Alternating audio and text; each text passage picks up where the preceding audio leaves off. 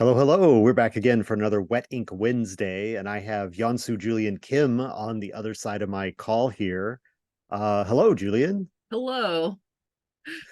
We're here to mostly talk about Home, the map making, storytelling, card-based haunted house in a box experience that is at the time of this recording currently in production. Uh, but there's a bunch of other credits, a bunch of other stuff that you've done. So I kind of want to start there. Yeah, God. I mean, like, how far back we're gonna go? Well, I've always, I mean, there's like, as a person who mostly almost, I've played board games and I've never done a LARP, but I mostly am in RPGs. So like Mhm. I am like an RPG person, but then like you have board game credits and LARP credits and RPG credits of various kinds, and you've also got like credits on films. Like you're like you do a lot of different creative stuff. So like how, I mean, I don't know if you want to enumerate, you could enumerate the list even more of what all you're up to, but like ultimately, like how did you end up in this sort of creative space? Like where does that come from like the beginnings? How did you become a creative at all? And then we'll kind of zero in on the game design stuff. Yeah, well, it kind of all really originates back in college because I went to NYU for film and television production. That was my major in undergrad. And then while I was, it's actually really funny because what happened was they were really kind of just starting the game center at NYU when I was an undergrad. And I was like one of the first people to be able to minor in game design there. Um, and like all of my there was like a year, there was specifically a semester when like all of my film friends went abroad and I didn't, Mm. and I was like left kind of like alone in New York without anybody. And I really dived in really hard into the game design. Like I just piled on the game design classes. Those were the people who I like spent the most time with during that time. And I think that was what really started shifting me already, like kind of putting into place the shift away from film and TV stuff towards games. Like, I didn't know quite how influential that one semester of my life was going to be later on, but that was really where like the tracks changed and I went on to become more and more invested in that kind of creative work. And that was like I had my professors were like Eric Zimmerman, um and Jesper Yule, and it was very board game focused at the time, which I ended up focusing more on tabletop RPG later, like on, but it's funny when I can trace back to that time as being like, oh yes, this is when I started getting these kinds of ideas. Well, it seems like it's so, I don't know, it just sounds like so logical, right? If like you're, I mean, I know you, I don't know that you've done a solo game, but it just seems like such a logical thing. Like, oh, all my friends went abroad, so like I'm gonna just be here because I mean, movies are so collaborative in that there's actors and like all the set people, and there's like, 80% of the crew to make the like, or maybe more, right? There's like dozens and dozens of people for every person you actually see on screen, I imagine. I mean, if you've got a big movie, but like Mm-hmm. even a small movie has like more people behind the camera than in front of the camera, I have to imagine. But like game design is like you can design a game all by yourself. Like Yeah. you teach yourself a little bit of layout and like, put it on itch and then like get it printed at an on-demand printer and mail it out yourself because you're only doing 100 copies, like it's so it seems like, I don't know, I'm inventing a narrative, right, of you being like, this insular experience of like, oh, all my friends went away, so like I have to do game design now. But it it does make sense that you turn to some less collaborative process. Um, Yeah. I mean, it what's very accurate there is that game design, for at least for me, has been much lonelier of an experience. And also writing in general, because that's the other thing I do is like I write for various things, some game related, some not so much. But yeah, with film, it's like generally you have this weird feeling on set of like everybody's kind of like your film set family. During how whether that shoot is like 2 days or like much longer than that, it you kind of form these bonds. And you kind of get some of that at like a gaming convention, I Yeah, that's what feel I was just like. thinking of, because like I've got my gaming Yeah. friends that I see like 5 times a year, 5 weekends a year we get to hang out, and then Yeah. So I try to find that. I try to kind of recreate that at cons. Granted, I'm not like I went to Big Bad Con, and that's the only con I've been to since pandemic times kind of started. wow. Um, but yeah, it was wild to like do that again. But I was for many years, like prior to COVID, I felt like I lived at conventions for a long time because I was just jumping from one to the other across the country, occasionally going overseas to like Canuta Punk, which is the big Nordic LARP conference that happens.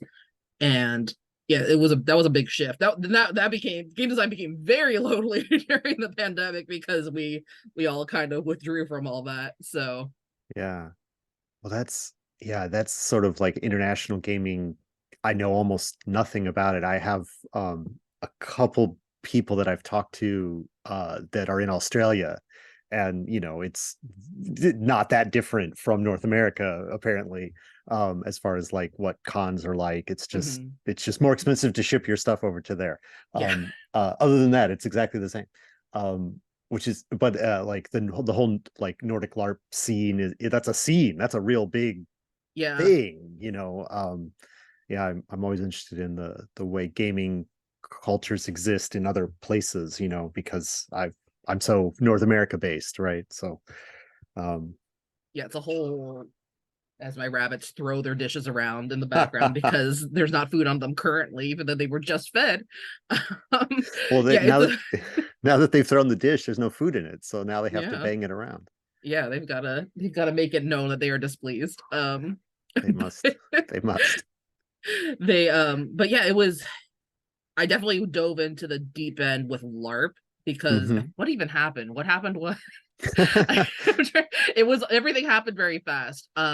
I feel like I graduated from grad school, was working on board game, like started working on Battle of the Boy Bands, like pretty much right out of grad school, and Hmm. I went to NYU again for some reason to the interactive telecommunications program where I met my to be business partner Vicky Ho, and we made Battle of the Boy Bands together and worked on some stuff together, and that's also where I met Sharang Biswas, who also does like kind of kind of coincidentally, but also not coincidentally, we have a very similar like career like path that's formed. Um, and yeah, I mean, they don't have like a game track or focus really. They have some game classes there, but there's also a lot of adjacent, like you could take classes at the game center if you're at ITP. So I found myself I went in not going like games, found myself and going in a direction that was very games that Yeah. interact in like immersive theater, which was kind of it was a weird merger between games and film. It felt like a little bit of Yeah, like yeah. interactive narrative work. Um, but then like right after, pretty shortly after grad school, I ended up going to one of my game design friends was like, "Hey, do you want to go to this like wizard school LARP called New World Magic School?" And that's happening. It was like the first runs of that. It was up on Kickstarter. And I had been interested in LARP for a long time, but too afraid to go because also I couldn't find like enough people to go with me. So you Um, went to like a gigantic, like yeah, stay in a castle LARP to like get started with it? well, it was the one that was at like Richmond, Virginia. It was at Okay. the University of Virginia there. So it was not like go to Poland, be in a Okay. castle, Okay. but it was like, many people. I had never larped before. Let's just like It's still jump like into jumping into the this. deep end. Yeah. And the funny thing is like, I jumped so into the deep end with that I met Hattie, who I ended up marrying later. We were dates to like the end of the LARP dance. Um, so I really like I really committed to the whole LARP thing, I guess. Well, I mean, it's just a perfect place to find somebody to be a life partner with, I know, like if right? you're both like, we're really into this thing. Yeah, I mean, that's great. That's Yeah, great. it's funny to like because I forget about that sometimes that we the first time we met was in character. So it's yeah, and then I immediately after that I became really into LARP. I learned about like Golden Cobra, which is the that Metatopia that which is happening right now, I guess, as we record this. Um Yeah, it's this. it's I think Yeah, it's this it I think is. it's It's happening right Friday. yeah. because people started tweeting about it yesterday, and so I was like, oh yeah, that's a thing that everyone wanted me to go to, and I can't because I'm not on the East Coast anymore. But like I learned about Golden Cobra, and I wrote the long drive back from Busan for that, and that one, god, what was it, best game with like non-romantic relationships.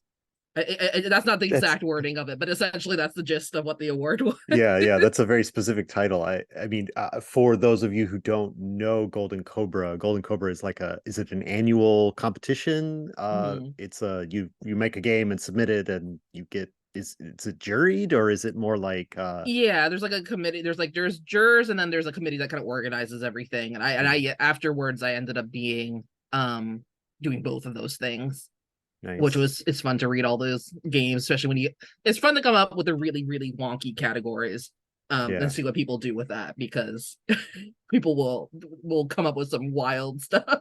Yeah, and I think this is something I have been talking to people because I've been talking to some zine creators recently, and it's like the scale is different, right? And so like when you're, I mean, I've read The Long Drive Back from Busan. It's like a page or maybe a It's like page and two a half. pages, You know, yeah. it's not a big game, so you can when you're working with a smaller scale, it's like the stakes of and something like for Golden Cobra, there's like no production side at all. It's just like I wrote a game, here it is. It's a PDF that, Yeah, export as PDF, and that's it. There is no box, there's no art, there's no like renting a space and going and doing it, like there would be with a performance of a play or something like that. It's so you can be wild because like yeah, it's there's no risks, right? Because it's not going to fail. It's a game. It's 1.5 pages of text, um so I think, I don't know, it is valuable, I think, to do experimental stuff and smaller stuff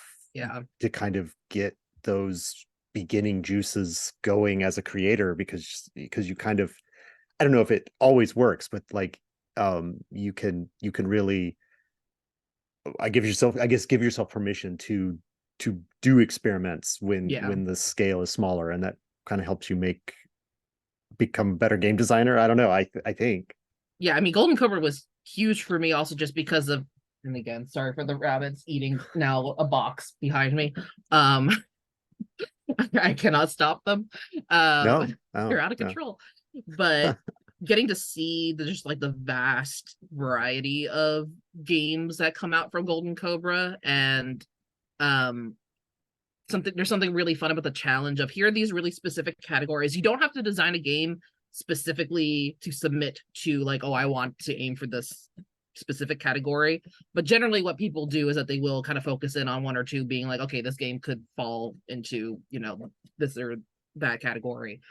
Um and yeah, some of my like favorite games I've played have come out of there, and it's been, and again, like they're very digestible. Like you read them really. I mean, they're all. I don't know whether this year is the same thing, but generally the rule is like it needs to be like 2 pages. Um, and of course that meant that a lot of people used very small font, because there wasn't like it wasn't like, oh, and it has to be exactly like 12-point font. Um, but people, when you put constraints like that, people Hmm. tend to do like weirder stuff and like more creative stuff, and Yeah. I don't know, it's that same thing with writing in general, right? When you give some weird kind of strict-ish parameters, that's often when people come up with just like the wildest things. Yeah, I think it's, yeah, when you can do anything, why do anything, So if you have to do this specific thing, yeah. Uh all right. So I think we could talk more about this, but I do want to kind of like focus in and move the discussion on. So like I know Home, this game that Wet Ink is publishing and that you co-designed with Doug Lewandowski, is inspired by A Quiet Year, and I Mhm. wanted to ask you about that, and like if you could describe that game maybe just briefly, and like what your experiences is with it, or if that came more from Doug, then I'll talk to him about it later. Yeah, that was definitely, so what happened. I'm trying to remember. I don't remember when exactly this happened. At this point, it feels like a million years ago. But Doug and I were on a podcast together where Doug was DMing, and it was the Red Death, and which was I think like a second edition D&D adventure or setting, and we all updated it for fifth edition, Mm-hmm. and we did like 3 seasons of it. It went on for quite a while. We did like many Wow. seasons of it. Um, and that was kind of how we met. Was we got like our Banana Chan, I think, put us all in touch, like the cast and Doug and stuff, and we just kind of, that was how we met. And I had ended up doing a Kids on Bikes adventure, No Such Place as Koreatown, for Doug, and then after that, I think, Doug liked it, and at some point approached me saying, "Hey, I have this like kind of really out there idea for like a horror game where like I think, I don't know whether he had just played A Quiet Year or whether it was just like on his mind for some reason at that time, but he was thinking about that, and he was also thinking about the idea of a game where you play yourself, so there's like very low alibi Mm. between like you and, I swear to God, Butternut. He's eating my to-do list now, so Hey, you're free from all I things you have to do the rest of the nothing day. I have to do anymore. um, but and the idea was like you're playing yourself going into a haunted, like a house that's supposedly haunted, and inside the house you're going to find things from your own childhood, like Mm. your childhood bedroom, a room that like really freaky, like everybody has like that room. It's like either the basement or the attic or some weird closet or like the good guest room or a weird section of the kitchen, like depending on the layout of your home. But like you're finding these things that used to be comforting and no longer are comforting, or things that really freaked you out. And we designed it first with, and it was still very largely the format that we have it as now, where like map and everything and the cards. um the first few playtests, people like walked away from it like really shaken up, um because like we have safety mechanics and obviously and everything, and we were thinking very hard about like, okay, how do we make this a meaningful experience, but also like something that is uncomfortable, Right. and something that like does bring back like real life feelings of discomfort and fear, related to just things that we're scared of as kids and that we might kind of carry into adulthood. And people would sometimes put, I think, stuff like they would pull stuff from their own lives that they actually really didn't want to play from, even though it wasn't like, oh, like definitely pull from the stuff that's going to traumatize you. People kind of naturally kept doing it anyway, Mm-hmm. even if they were advised like, just pull what you'd be comfortable with. um and people just kept being very shaken up, so we were like, okay, maybe we were going to play for a little bit less bleed here. We're going to just kind of put a little bit more distance between the characters and the players. So we still, that kind of manifested itself now as um Echoes of Childhood is the name, I think, of the Yeah. that specific haunting tale, and that's kind of the origin of that. But yeah, we looked originally when we were, before even like the first playtest started, we went through a lot of kind of different iterations, and the first ones were very Quiet Year based, where we liked the idea of specifically just anything like with the card mechanics and prompts. And um God, it's been so long since I played A Quiet Year that I don't remember any what else was pulled from. That was definitely because like Doug came to me with like a pretty solid idea that Yeah. just needed to be like fleshed Like, out. what if we use this card prompt mechanic but do a haunted house? Yeah, and then as we kept playtesting and changing more and more things, it just grew more and more distant from that. Sure. And to the point where it's like we can't really call it a hack anymore. It's Yeah, different. It's yeah. become its own thing. But like definitely you can feel the influence of it pretty strongly. Sure. So I guess talking about the timeline, and maybe because you did Women Are Werewolves with CAS Taylor, Mm-hmm. so is that like after Home? Because like that's also a card prompt based game, but I mean it's out already, but like is it because of the development cycle or whatever, is that actually, or did Doug come to you because you had experience, because he knew you had experience writing a card game, or did that That you and was, oh gosh. yeah, I I'm don't trying know. to I'm just remember curious. the again because the timeline's so weird. It was definitely simultaneous design things Okay, happening. okay. So and you can definitely, it was funny because like when CAS Taylor, my design partner, play tested or wrote one of the, the Haunting Tales for home, Hmm, they hmm. messaged me and they're like, I can see it's interesting to have like looked at this now after having done Women Are Werewolves with you, because I can kind of see where there's like kind of parallel things happening, like design process, like thinking wise.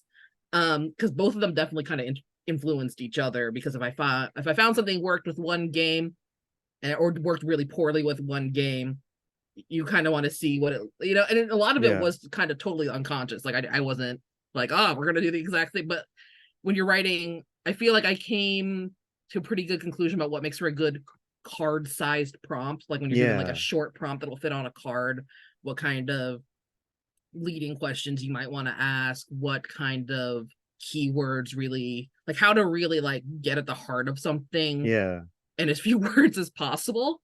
That But also to be as specific, like to really like say what you mean in these prompts, like without leaving room for a lot of different answers while not leaving it vague enough that people don't really know what to do with it, yeah, yeah, or they really have to think about how, like they really have to think a long time before answering it. So that was yeah, a skill that I think literally came out of doing both these things simultaneously. yeah. I remember. I mean, there's so much to say. Like so I usually stuff where my writing has appeared as far as game design stuff goes is almost always I think it's pretty much always books, you know. So it's like the that word count, that space on the page is sort of like it could be whatever, right? And like especially as like a writer and also doing like publishing type stuff, it's like, what's the difference? You know, 194 pages or 207 pages, like it doesn't matter, you know, like Yeah. that creep is possible, and then like just put in some more words, but like getting it down to like, no, that it's only this much space, and a lot of that has to be like, you know, indent, and like there's some of the cards have different sections on them, so there's like three different prompts, so you only get like one sentence. Mm-hmm. It's got to be, I mean, I think it, and I know you guys wrote it in like Excel, right? Like it's just such a different design process where it's like I've got a page, I look at it, it's in like what I'm looking at is similar to what it will look like on the page, whereas I can't imagine writing a large volume of stuff in that sort of like spreadsheet format, because you're trying to keep it small and distinct. And so I don't know, like how is that for both of these games that you've worked on? How is that different? Like keeping in your head what it looks like, as Yeah. opposed to other writing that might appear in like a book form. Like what is it like writing something different that way? Yeah, I mean, spreadsheet based design has always been a little challenging for. I'm also dyslexic. Hmm. And granted, like I had like over a decade of tutoring to kind of like rewire things, so I have a lot of workarounds and whatnot. But there's a lot of that that's still very like visually when I'm looking at text, for instance, it can be very challenging depending on the format to really understand like what I'm looking at. Um, so I will often do work outside of like the spreadsheet and like focus in on it in like a Google Doc or something. Hmm. Um, and then copy and paste it over to a spreadsheet where everything is kind of being amassed and it's easier to like kind of edit things when when it's in that format. But like it was a pretty different process of like with Women Are Werewolves, we I think we wrote every single bit of that while on a call together, and we did a lot of rewrite, and like we had we had like 2 hour meetings where we would basically work on rewriting maybe like two cards because we were like really we wanted to be extremely intentional with things. And Yeah. then with home, Doug and I, we did a lot of like, okay, I'm gonna do this, you're gonna do this, we'll meet up and we'll talk about it and we'll like go over things. So it was we had some stuff that we did on video calls together and then some stuff that we did individually and kind of like went over it together afterwards. And with Women Are Werewolves, we I think we worked in a Google Doc and then immediately like transferred everything over into giant index cards so we could really see what things felt like when that like when they're just it was we still have this prototype somewhere where it's just literally like things that we printed out and like taped on or like glued onto index cards. Yeah, I mean that's um a yeah, that's the way perfectly to. valid way of doing it. And so it's they were definitely different processes, and I kind of it was interesting to kind of go back and forth between the two things Yeah. simultaneously, and then other things I was working on at the same time where it was like very different formats. That's one of the things about freelancing and like doing work on multiple projects at once, is that you have to be good at jumping between different workflows really quickly. Yeah, the more projects I'm trying to do at the same time, I'm discovering that I'm very bad at that. Like I like to like no, I don't want to look at your new thing that you're talking about over there. I have to still do this other thing until it's done, and then I'll look at your new thing over here, whatever, I've got tabs open or whatever for different projects, but it's like I'll see that there are new things to look at, but I'm like, nope, can't look at them, you know. Got to finish the other thing first. I mean, with choice of games, I have the problem of I'll start writing in choice script suddenly, but like with if I'm not thinking about it, because like there's a specific programming language that we use for that, and I'll be like, trying to write something completely unrelated, and suddenly I find myself like writing in code for it, and I'm like, this is this is That's not great. gosh, this is sort of a side story, but somebody was talking about like early internet and markdown language, I think is what he called it, and like you would write your blog in a way that the HTML would process automatically, and like he was talking about, and I was like, I'm old enough to like remember when you had to like type the HTML into your post so that it would create the link, and like it, I don't know, it's not like a kids these days kind of thing. It's like just a like nobody's done it. It is not usually done that way now, and it's like, oh yeah, I do Yeah. remember that was the way it was done on the early internet, or earlier internet. Hmm. Anyway, it's so talking about like uh writing in those languages. The ancient languages. Yeah, I guess it is sort of like um yeah, it's just these habits that you get into or whatever, and like I can't. I've worked on a little bit of things with Doug. And so like I imagine that like the spreadsheet stuff and like, hey, I want it to be organized comes from him. Like that seems like a very Doug way to do things. And then like knowing you and CAS Taylor a little bit, I'm like, oh, of course you guys just got on the call and just chatted with each other and wrote it on index cards. That seems like a very the two of you way to work. So you got to find your own way to do it for every project or whatever is that's the useful part of what I'm saying about like talking about Yeah. old markup language. Um, uh, so I think we've gone deep into this interview. We haven't actually said what home is. Oh yeah. So we should probably do that if anyone's watched, our 35 minutes of discussion about stuff without what is home? Like just Yeah. give a pitch for anyone who's watched this video without like being a backer or whatever, or what is it? Yeah. Yeah, what it was, I had a really good elevator pitch for a while, but now I don't remember the exact wording of it. So I'm gonna just like pull it out from from the recesses of my memory. But essentially it's a haunted house game where you are drawing out a map as you're exploring this house, where different paranormal things will happen based on your answers to prompts that you pull out of a card deck.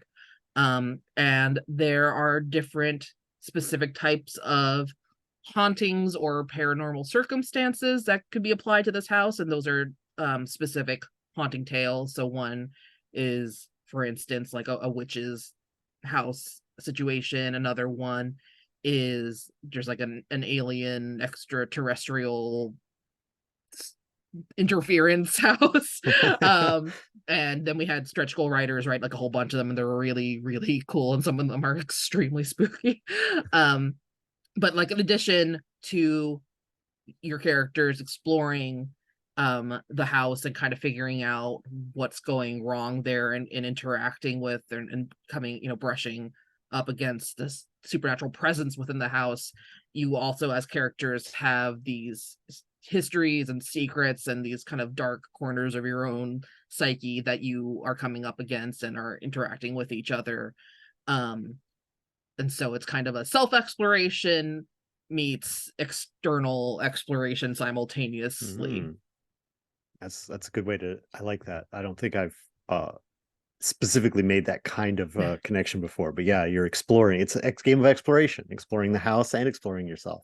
Yeah. Um, yeah, and it's so like the box comes with a bunch of cards in it, and so you build your deck of your haunted house with like different phases of the night as you explore deeper and encounter more creepy stuff. Like, and then obviously at the bottom you have like sort of a dawn set of cards Mm-hmm. that if that tell you whether or not you survived the night based on like what may have happened, and there's wound cards and there's need cards that you can collect, and whether you got wounded or met your needs depending on your original character changes those outcomes. But yeah, it's a stack of cards. You'll play through the stack, resolving the prompts out loud as you play. Mm-hmm. um, so that's and I've seen I haven't played it a ton. I'm sure you've played it more than I have as the designer. But yeah, the people that I have played with have enjoyed it when they've played it. So Yeah, it's been fun to see how people interpret some of the same prompts like in different play mm, tests and see how like why like you could have we've done I think the deck we or the haunting tale we play tested the most throughout just like however many years of playtesting we did was the one that we ended up naming the bite of nature. mm, um which is basically like what if the elements and like flora and fauna started messing with this house in really eerie, like non-natural ways. Um, and people with that same haunting tale will tell some like wildly different stories. Um, yeah. so that's been an interesting thing to Wh- see. when you were talking about the prompts earlier, I was thinking about one that from the last game I played where it's like you're in the foyer and there's a chandelier and there's a weird shadow on the ceiling, and you it's like you realize it's a shadow on the ceiling from like the lamp that's in the room or whatever. It's like, but the question then is like, what did you think it was before you realized that it was a shadow? So Mm-hmm. and that's like way open-ended and like completely up to like my creativity as a player, and also like that mediated through like what my archetype that I'm playing would think it is, because then Mm-hmm. and like whatever history has been established with the other characters at the table already, like, you know, because if there's so many possibilities, and every card is like that, where it's like you get wounded, but like why does it hurt, or what did you see in the closet, or you see the scary thing in the closet, what is it and why is it disturbing, like there's very it's a lot of open-ended stuff, which is I mean, it's the replayability, the that part of it where you get down to that prompt, like you talked about rewriting the prompts, right? And to Mm-hmm. make them purposeful, and to get them to kind of create that open-ended experience, I'm sure was that, I mean, that's the game. That's the work of the game, is to get them to be that way, where they are both specific and also open-ended, right? Yeah, and it's like it requires a lot of playtesting and revision to kind of get to that sweet spot. Especially with like my favorite type of prompt I think to write for home is one where it's basically like the question is leading you to ask yourself, okay, like why did I do this thing that's objectively probably bad for me? Mm, Like why, like because it'll be you have like a couple of options. It'll be like why do you want to do this thing that will hurt you? Like why do you want to go into this dark room where something terrible is clearly in there? mm-hmm, Or like what other terrible thing do you do to prevent yourself from going into that room? So it's kind of there's a lot of like lesser of two evil questions mm-hmm. where you have to think about motive. You there's a lot of thinking about character motivation in the Yeah, prompts. it is a there is a lot, and you're the rules direct you to draw your cards when the other person is doing their narration so that you can kind of already be looking ahead, because if you just waited to draw it, you'd just stare at the card for a while thinking about Hmm. all the things you would think about. It is hard to, you know, not hard, but it's an effort on your part as playing the game, is to come up with all of those connections and those pieces, you know. Um, so that's it's the game I played was the most recent game I played was very intense, because I was playing with some people who were really into it, and so they got more intense Was that the than. Gen Con one? Yeah, Yeah. I played at Gen Con with some super horror fans, and they were all like, and it was also like we started at like, I don't know, 7 o'clock or 8 o'clock at night or something like that, and it went for a few hours, and so it was late by the time we finished, and Hmm. it was, yeah, it was just added to all the levels of like, it was very tiring to be. I was Yeah. tired by the end because we did it late and they were all super intense, and I was like, oh man, I'm letting all these people down. My narration is not as intense. I'm not as interested in my character dying horribly as all the rest of them are, or that's what it felt like. Because Yeah, some that's when you want to tell that story. That's you go for it. You know. yeah, some people really want like the grisliest stuff to happen to their Well, characters. no, it's the emotional. They were like they wanted to be devastated by each Hmm. other, and like the secrets that were revealed and stuff like that. So that's their brand. Yeah, that is one of my favorite styles of playing, is like playing to cry. Yeah, right. Play to cry. Yeah. That's I've heard of play to fail, but not play to cry. But it makes sense. It makes sense. Uh, all right. Well, I think we've talked about the game, and is there anything from you've mentioned several times that it's been a years long process, and it's not Hmm. done yet because they're not out available yet. At the time of recording, they're still like coming off of the machines Hmm. in they have to be shipped, and then there'll be fulfillment, so there's lots of there's a bit more waiting to do, but like what is like, I don't even know what I'm trying to ask, but like what is the part of the process over this long period of time that like you would want to highlight, I guess, as like this is the thing that really, this is why I do it, right? This is why I'm in these design, why I go through a years long process to make a game, because this, you know, what's the part that really gets you excited, that keeps you going through like you said, a years long design process. I mean, I think like there's a specific moment that I look for determining whether, specifically determining whether like a card based game is at least trending more successful, like whether we're going the right direction. And that's when somebody draws a card and they read it and then they swear or they make some kind of face or they like Mm, lean back in their chair and they really have to think about it.